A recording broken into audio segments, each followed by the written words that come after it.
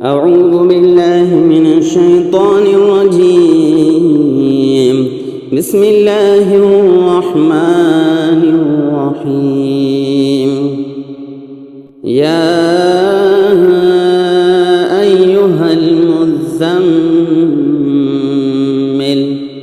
قم الليل إلا قليلا نصفه أو انقص منه قليلا أو زد عليه ورتل القرآن ترتيلا إنا سنلقي عليك قولا ثقيلا إن ناشئة الليل هي أشد وطئا وأقوم قيلا إن لك في النهار سبحا طويلا واذكر اسم ربك وتبتل إليه تبتيلا رب المشرق والمغرب لا إله إلا هو فاتخذه وكيلا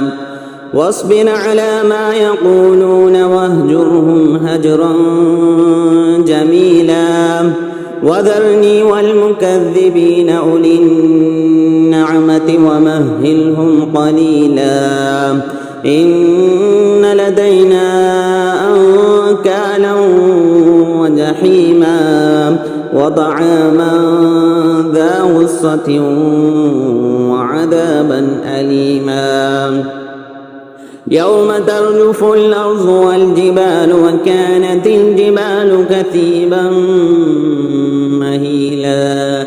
إنا أرسلنا إليكم رسولا شاهدا عليكم كما أرسلنا إلى فرعون رسولا فعصى فرعون الرسول فأخذناه أخذا وبيلا فكيف تتقون إن كفرتم يوما يجعل الولدان شيبا السماء منفطر به كان وعده مفعولا إن هذه تذكرة فمن شاء اتخذ إلى ربه سبيلا إن ربك يعلم أنك تقوم أدنى من ثلثي الليل ونصفه وثلثه وطائفة من الذين معك والله يقدر الليل والنهار علم أن لن تحصوه فتاب عليكم فاقرؤوا ما تيسر من القرآن علم أن سيكون منكم